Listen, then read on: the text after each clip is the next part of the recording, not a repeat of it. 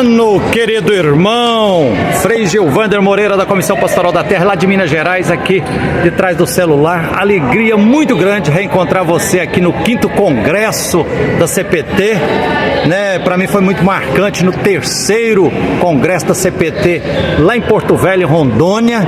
Eu fiquei muito emocionado quando você subiu no palco lá e disse que você, tendo nascido na França, chegou no Brasil há 50 anos atrás. Então você chegou, a CPT estava nascendo, né? E lá no 3º Congresso você disse que só de companheiros mais de 30 companheiros tinham sido assassinados na luta pela terra na Amazônia, não foi?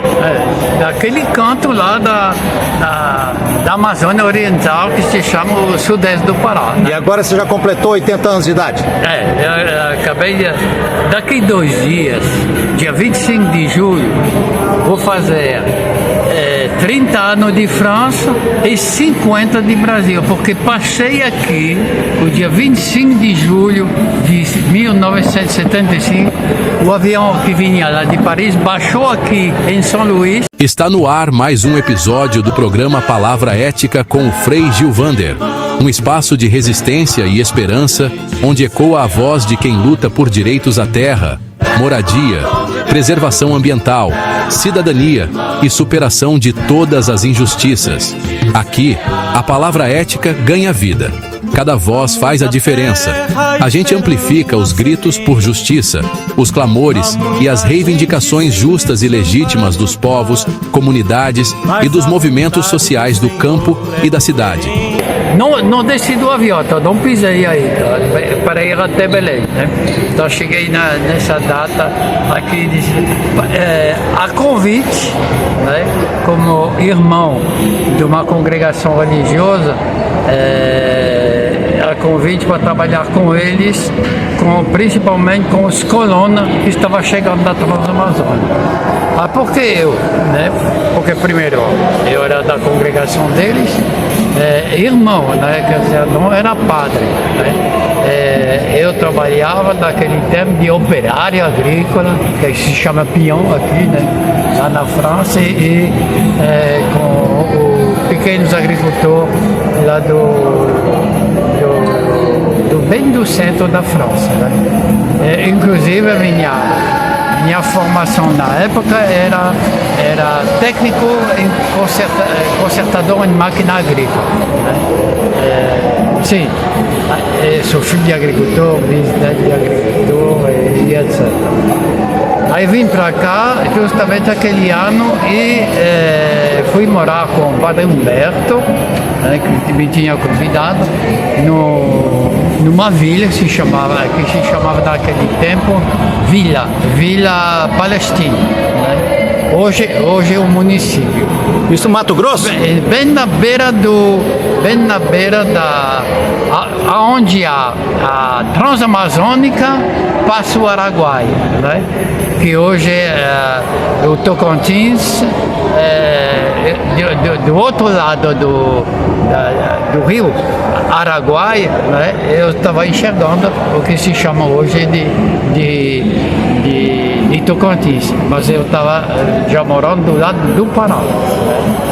Então, e quase logo eu fui convidado, inclusive, pela Dorothy, né? Irmã Dorothy Steng. Irmã Dorothy, né? Eu trabalhava na mesma como se chama? Na mesma regional. Prelazia, né? Como encontrei ela no Conselho de Pastoral, naquele tempo devia ter 5 ou 6 padres, umas 10 religiões, no máximo, né? E já tinha bastante leigo, inclusive uma turma grande do MEB, Movimento de Edificação de Base. Eu me lembro de um desses encontros, ela comentou para nós, inclusive ela era do MEB, naquele tempo fazia parte do MEB, ela informou que já eu cheguei lá em dezembro, no Natal, 75, e quase logo ela informou que ia ter a criação de uma CPT regional 2, Norte 2, no mesmo ano, em 76 já, que foi criado justamente em maio de 76, lá em Belém, né? Lá em Belém, aí fomos uma turma de Marabá, entre outra a Dorothy e outros amigos, fomos até Belém criar essa CPT. Então nasceu a CPT Regional de 2, eu sou um vou dizer, Os fundadores. Um dos fundadores da CPT Regional. E coordenadores. Já na volta, aí o nosso primeiro coordenador lá da CPT Regional 2 era Ranulfo Pelosi, que era de Santarém, né? E ele estava chegando junto com Geraldo Pastano de uma formação se me lembro bem, em Recife, com o teólogo Comblan, né? José Comblan. Ele estava chegando de lá. Sim, então foi desse jeito. Na volta já nos combinamos entre os 5, 6 que era da região de Marabá, que logo que puder a gente ia criar também nossa CPT, que hoje eu chamaria de diocesana. Por quê? Porque primeiro, nessa reunião da criação da CPT Regional 2, a gente encontrou o bispo auxiliar de Belém, que era padre, e foi padre em Conceição do Araguaia, e Dom Alano, dominicano, que nos avisou que em agosto ia ter o desmembramento das duas prelazias, ele ia ser bispo de Marabá, né? Além disso, ele se propôs de ser o bispo acompanhador da CPT Regional Norte 2, né? Ele morava em Belém naquele tempo. Foi desse jeito que conheci Dom Alano, que de fato era perto, ia ser o bispo de Marabá, né? Eu, quando eu cheguei, fui direto justamente num povoado que se chamava Palestina, na beira do Araguaia, e comecei a visitar. Eles estavam exatamente construindo as vicinal da Transamazônica, né? Agora eu cheguei numa área extremamente complicada, porque era interessante que tinha um monte de gente chegando de todos os lados do Brasil, mas também eu estava bem no ninho da repressão da guerrilha do Araguaia, né? O famoso Curió, né? Tinha feito... Coronel Curió. Major Curió, né? Major Curió. Eu acho que ele nem era major nem Curió, né? Devia ser outra coisa. Ele tinha feito um cerco para cercar a guerrilha, 3 estradas que se chamavam Operacional 1, 2, 3, um triângulo, né? Que era justamente Palestina, São Domingo e São Geraldo, né? Toda uma banda era, vamos dizer, a banda leste, a UP3, né? Era justamente beirando praticamente o Araguaia.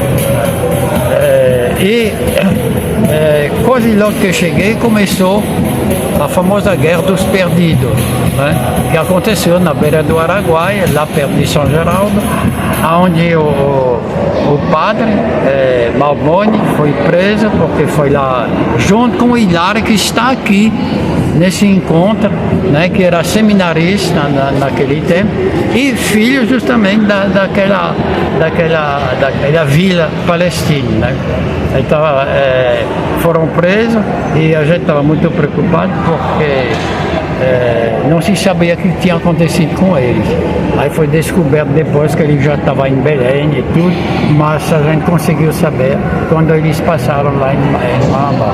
No mesmo ano teve também aquela grande confusão lá perto, em Rondon do Pará, onde os poceiros foram cercados por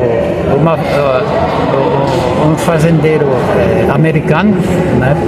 E eles se defenderam, mataram acho que 1, 2 ou 3 de lá. Né? E a Guerra dos Perdidos, eles mataram um soldado. Né? Mas era toda se defendendo.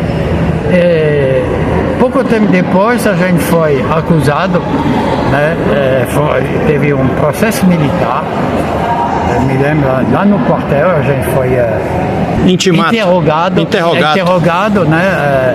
Intimada como testemunho do processo do Mamboni, né? Aí por acaso foi chamado exatamente todos os gringos de lá, né?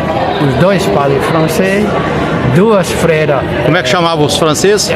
Humberto e Roberta, né? E 2 freiras lá da América, a Estados Dorothy Unidos. e a colega dela, a Rebeca, Jane. né? A Rebeca, né? Que foi no CIMI depois. E eu, né? Nós 5. Né? Inclusive foi muito. E como eu fui o último interrogado que estava demorando, já era mais de 10 horas da noite, aí de repente a porta se abre e eu vejo Dom Alano, né?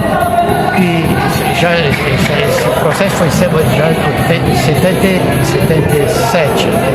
Dom Alano, todo de bispo vestido, nunca tinha visto ele desse jeito, com aquele chapeuzinho roxo, aquela batinha cheia de botãozinho aqui, e ele entrou com a chave do carro dele na mão. Olha aqui, hoje eu quero ver. Ele falou em francês para mim, porque ele tinha estudado, acho que o seminário lá no Canadá, né? Ele falou aí, hoje, vou traduzir, é uniforme contra uniforme, né? Foi interessante. Aí assim que comecei na prática na minha região. É claro, como agente pastoral, morando lá na Palestina, a primeira coisa que eu fiz foi primeiro conhecer as comunidades, né? Junto um pouquinho com o padre Humberto, e um belo dia ele teve que fazer o tratamento das pernas, fez um mapa da região com as comunidades e colocava assim, era interessante, colocava aqui o nome da comunidade e o animador de comunidade. Só que ele não botou as distâncias, né? Aí uma delas, fui lá, era justamente na UP3, aí ele não botou a distância, aí o animador lá do Brejo Grande, que era a comunidade mais perto, eu acho um pouquinho longe, mas é muito simples, é só o próximo Bananal, né? A meia-noite e meia, saí 6 horas da manhã, né? Cheguei lá, era 3 horas da tarde. 33 quilômetros. Então, assim, vou parar aqui de contar essa história, mas essas histórias todas, eu escrevi um livro que se chama A Caminhada. A Caminhada. A Caminhada. É um e-book que virou e-book universitário recentemente, o ano passado, né? A universidade lá de Marabá que publicou, ele teve que passar com o editor de uma outra universidade, não me lembro. Só tem e-book. Só tem impresso e-book. não. Aí por que e-book, né? Ele diz, olha, essa história não é minha, né? Eu vivi isso aqui, todo mundo pode ter acesso. Aí, o que me aconteceu é o seguinte, eu contava essas histórias aí nas escolas, né? De vez em quando, uma professora chama, não sei o quê. Aí diz, mas como que está escrito tudo isso aqui, vai sair um livro. Aí um dos alunos, vai custar quanto? Né? Porque livro é caro, ele falou assim. Então não te preocupe, vai ser. Já estava. E isso aqui foi 3, 4 anos atrás que escrevi, que terminei de escrever. Aí a ideia veio se era possível fazer um e-book para os celulares deles. Está escrito lá, vou te passar depois. Depois você me passa, chama e-book, o título é A Caminhada. A Caminhada, a saga dos poceiros do Araguaia. A saga dos poceiros do Araguaia, subtítulo. Ô mano, tô amando aqui. Aí, só para dizer, trabalhei 12 anos na CPT, né, que foi a época da conquista da terra, os poceiros naquela região que de vez em quando ainda aparece era Marabal, né? 12 anos numa fundação junto com... A gente começou com 5 sindicatos da região, depois se desenvolveu bastante o sindicato, terminou com 17 sindicatos, que chamava FAT, Fundação Agrária Tocantins Araguaia, e eles queriam uma formação. Aí foi junto com gente da universidade, que era de Belém naquele tempo, em Marabá não tinha nada. Aí também trabalhei 12 anos era formação, pesquisa e também a ação de desenvolvimento. Aí, esse aqui o tempo vai correndo, né? Era o tempo da instalação que a gente chamou. Aí, quando a gente avançou para se consolidar, aí apareceu os projetos de assentamento. Hoje, essa única região lá que eu estou falando tem 527 projetos de assentamento, 120 mil famílias, que representam quase meio milhão de pessoas. Que maravilha. Mano, eu vou pedir pra gente fazer uma pausa, porque eu vou ter que sair correndo pra coordenar uma tenda ali. Mas prometo, amanhã eu quero continuar com você essa prosa. Pode ser? Tá certo. Parabéns, que beleza, meu irmão. Grande mano da CPT. 50 anos de CPT e 50 anos do mano no Brasil, na CPT e 80 anos de idade, né? É isso. Nós queremos